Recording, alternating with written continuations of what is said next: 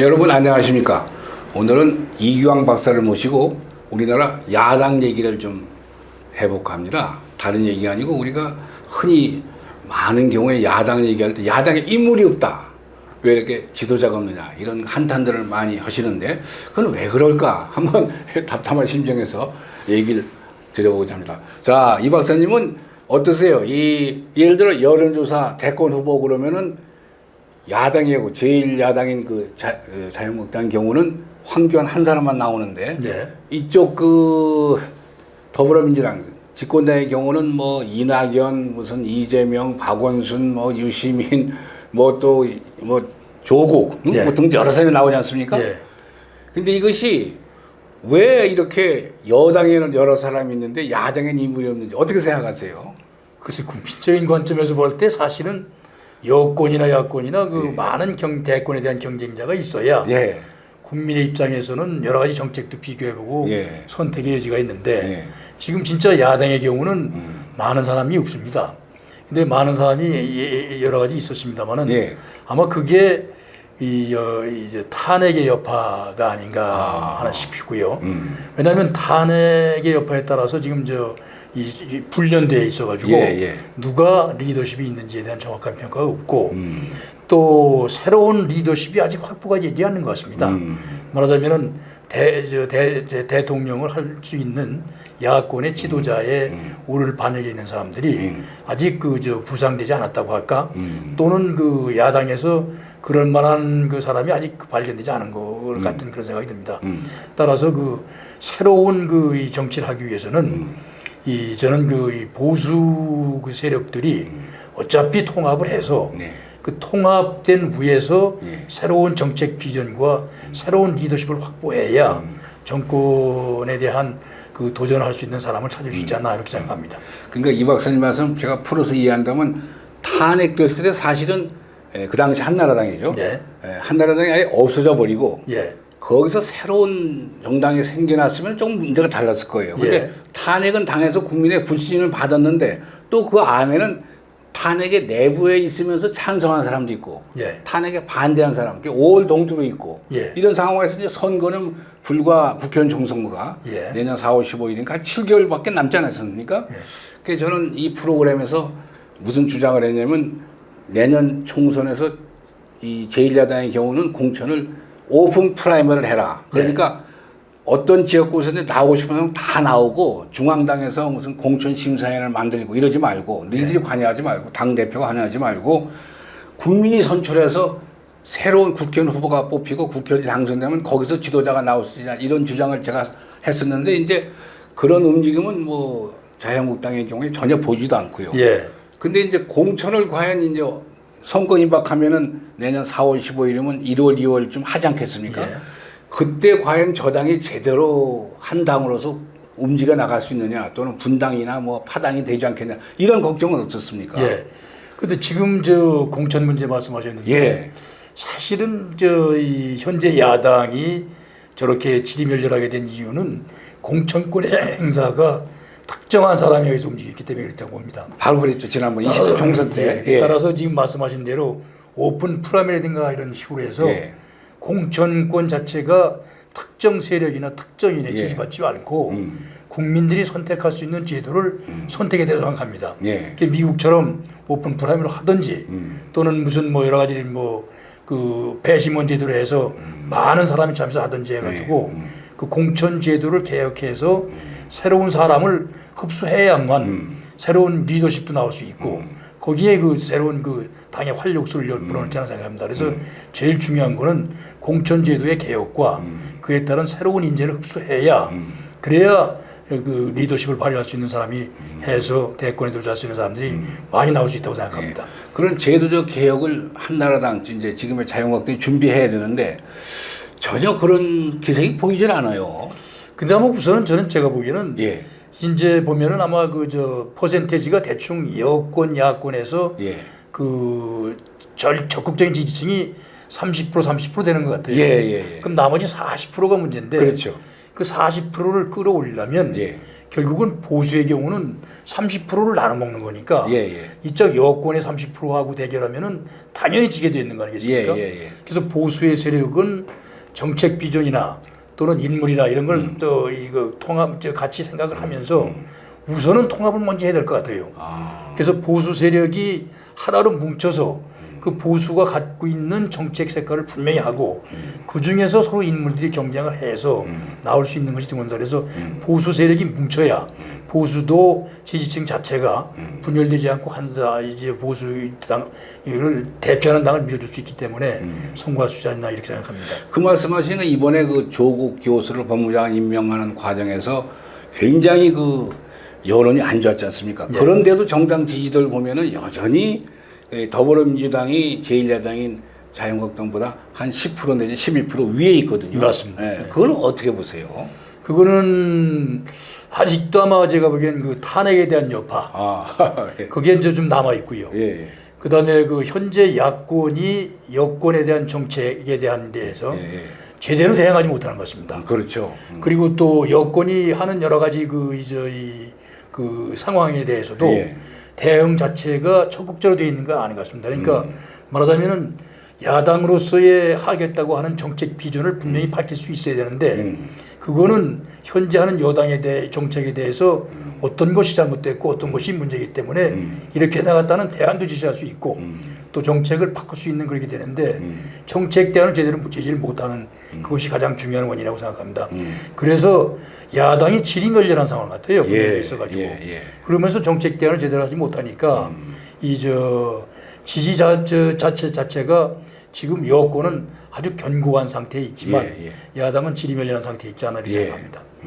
근데 이제 그 리더십이라는 그 제목의 책을 봐도 그렇고 예. 또 경영학 교과서를 봐도 그렇고 비슷한 얘기인데 지도자, a leader is born. 지도자는 태어나지 not skilled. 훈련되는 게 아니다. 그러니까 예를 들어 스타성 있는 대중 흡인력 있는 사람은 그 따로 있으니까 그런 사람을 찾아내야 되거든요. 그러니까 물론 조금씩 훈련을 해서 훌륭한 지도자가 될 수도 있지만 마치 영화 배우처럼 뭐 조연하다가 주연으로 가는 사람도 예외적으로 있지만 조연은 조연이고 주연은 주연이고 되게 구별되어 있지 않습니까? 그 식으로 지도자감이 따로 있긴 있는 건데 이제 정치권에서 그런 사람을 아까 그 오픈 프라임에도 그런 하나의 방법이고 지도자를 찾아낸다고 할까 모셔오는 그런 노력이 아주 부족한 거 아닙니까? 부족하고 현재 그 지도자가 될 사람의 경우도 정치에 대해서 그렇게 관심을 안 갖는 경우도 많이 있는 것입니다. 그것도 문제입니다. 그래서 그 지도자라고 하는 것은 사실 어떤 면에서는 그 당이 갖고 있는 정강의 정책이라든가 정강이라든가 하는 거에 대해서 찬성을 하면서도 시대의 흐름에 맞게 그 보수의 색채를 띠면서 정강 정책을 변할 수 있는 말하자면 대처가 나왔다든가 또 리건이 나왔다든가 하는 사람들의 그거 보면은 그 사람들이 주장하는 것이 시대의 흐름을 알면서 그 시대의 흐름에 맞는 새로운 정책, 새로운 비전을 제시해서 국민들의 그 복지를 향상시켜가지고 통합을 이룰 수 있는 것 같아요. 그래서 지도자의 경우가 나오려면은 역시 보수가 통합되면서 정책 비전을 이제는 뭐 보수다 뭐 우파다 하지 이 차원을 떠나서 정책적으로 국민의 복지를 향상시키고 나라를 발전시킬 수 있는 거는 좌파 것도 없을 수 있는 제3의 길로 갈 수 있는 그런 걸 해서 정책 비전으로 사담할 수 있는 당이 되도록 생각합니다. 근데 우리의 경우는 현재까지 정책보다는 사람 중심으로 바뀌어왔습니다. 그러니까 마치 뭐 사람 하나 가지고 그 누구다 하는 것이 그 지지를 나타냈는데 그걸 정책하고 전 상관없거든요. 그래서 앞으로는 새로운 정책이라고 하는 거는 정책과 비전을 제대로 제시하면서 나라의 발전을 이룰 수 있는 사람을 뽑는 거기 때문에 그래야 정치하는 사람들 입장도 그렇고 정치를 뛰어드는 사람들 입장고 정책을 연구하면서 나라를 위할 수 있는 걸 찾지 않나 이렇게 생각합니다. 지금 미국 대통령을 맡고 있는 도널드 트럼프는 물론 많은 논란의 대상이 되고 비난도 많이 받지만 정치를 전혀 하지 않았던 공직을 한 번도 맡지 않았던 전혀 뉴페이스 아닙니까? 와가지고 물론 문제도 많이 있지만 그런대로 또 미국을 경쟁력 있는 국가로 끌고 가고 있지 않습니까? 또 아까 이규영 박사 지적하신 로널드 레간 같은 사람은 뭐 그렇게 배우로선 성공적이지 못했어요. 그런데 정계 출신에서 캘리포니아 주지사를 거쳐가지고 대통령으로 얼마나 잘했습니까? 그러니까 이제 우리나라도 이 사람들이 많이 새 사람 그러거든요. 그러니까 새 사람이란 건 정치권 밖에서 나온 사람 말하는 거겠죠. 예. 그러니까 이제 장수 시대니까 연세가 많아도 좋고 예. 아주 젊은 사람도 좋고 예. 또 직업은 특히 이 자본주의 경제라는 것은 기업인들이 끌고 나가니까 기업인들에서 좀 나왔으면 좋겠어요. 예. 유능한 경영 능력 있는 사람. 예. 그러니까 아까 이규양 박사 잘 지적하셨는데 그 후보가 될 만한 사람 자신도 너무 주저하지 말고 나오고 예. 또 대중들도 넓은 마음으로 받아들이고 예. 새 사람을 좀 찾아야 되겠어요. 그렇죠. 예. 예. 그러니까 새 사람이라고 하는 것이 예. 그 정책과 비전을 칠 수 있고 예. 또 그다음에 아마 그런 정책으로 모이는 정당이 돼야 지속되는 것 같아요. 예, 예. 영국의 보수당이라고 하는 것이 지금까지 그 사실은 멍청한 당이라고 평을 받은 당이거든요. 예. 그런데 계속 집권하는 거는 예. 200년 동안 예. 계속 정치에 남는 것은 예. 새로운 사람을 찾는다고 하는 것은 결국 새로운 정책 비전을 제시할 수 있는 사람을 찾는 거거든요. 네.